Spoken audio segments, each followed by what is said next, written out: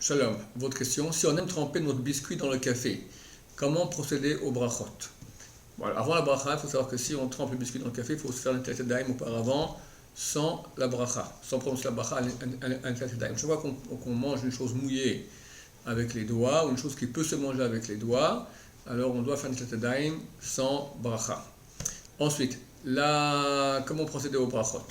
Alors il faut faire mésonote sur le biscuit et sheakol sur la boisson, parce que vous allez boire aussi le café. Si vous faites que tremper le biscuit dans le café, vous ne buvez pas le café, vous faites que mésonote. Vous allez seulement boire aussi le café après, donc vous faites, ou avant, donc vous faites la bracha aussi sur le café. Maintenant il y a un ordre, qu'est-ce qu'on fait en premier? Mésonote ou mésonote sur le biscuit ou sheakol sur le café. Certains croient qu'on fait d'abord mésonote et après sheakol. C'est vrai, normalement. Mais il y a un problème avec le mésonote d'habitude, les biscuits ou autres. Pourquoi? Parce qu'il n'est pas clair dans la halakha qu'est-ce qu'on appelle mésonote. La Gemara, elle parle de pat haba bekisnin. Maintenant, il y a trois définitions de cela dans les décisionnaires médiévaux.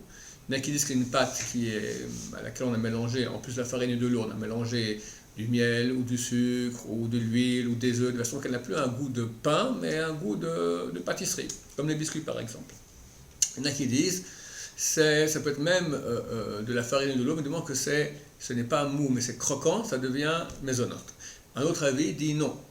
Kisnin, ça vient du mot kis qui signifie poche, quand c'est un aliment qui est fourré, même s'il n'est pas doux. Du moment qu'il est fourré avec des pistaches, fourré avec des amandes, fourré avec du chocolat.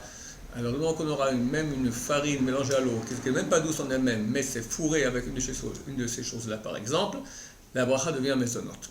Pour chacun des avis, si les autres réalités, c'est du pain. Par exemple, pour celui qui dit qu'il faut que la pâte soit douce, à laquelle on a mélangé par exemple du miel, des œufs, etc., si on a de la farine et de l'eau croquant, ça sera amotzi. Si on a une sorte de gâteau qui n'est pas doux, ce n'est que la farine de l'eau, mais en forme fourrée, donc en forme de poche, la bracha sera amotzi. Idem, pour l'avis qui dit qu'on fait mésonote sur une chose qui est croquante, c'est que pour une chose qui est croquante. Les deux avis, les deux choses différentes, c'est-à-dire fourré et mélangé avec du miel, etc., c'est du pain, c'est amotzi.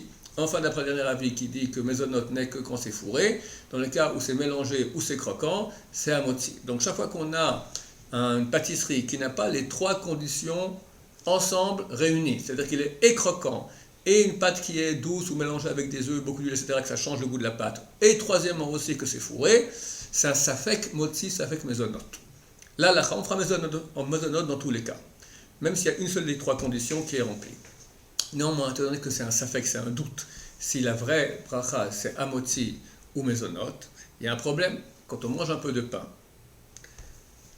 on mange pas un peu de pain, on mange un repas de pain, on fait amotzi. Est-ce que on fait la bracha sur le café qu'on va boire durant le repas? Non. Pourquoi? Parce que d'après certains avis, c'est déjà rendu quitte par la bracha du motzi. Là aussi, quand j'ai pris maintenant mon biscuit, et j'ai fait la bracha maison sur le biscuit, d'après l'avis qui dit que c'est peut-être du pain, j'ai bien fait de faire le mésonote, comme ça, elle est halakha. Mais vu qu'il y a un avis qui dit que c'est du pain, donc après, quand je bois mon café, d'après cet avis, je ne dois pas faire la bracha. Et si cette bracha, c'est une bracha qui est le batalan, une bracha en vin. Donc vu qu'on a un doute, chaque fois qu'on a du mésonote qui n'a pas les trois critères réunis, on a un doute si c'est du pain ou c'est du mésonote. Alors bien qu'on fera la bracha mésonote, étant donné que c'est peut-être du pain, on ne pourra pas faire les autres brachot après, sur du café, sur des légumes, sur des fruits, sur toute chose qui dans un repas de pain n'aurait pas nécessité qu'on fasse une bracha. C'est comme si j'ai fait amotzi et je ne vais pas faire après. Quand je fais amotzi, je ne fais pas la bracha sur toutes sortes d'aliments qu'on me donne durant le repas de motzi. Donc, pour parer à ce problème-là, on fera d'abord la bracha sheakol sur le café et ensuite hamotzi, et ensuite mésonote sur le biscuit. Bon appétit.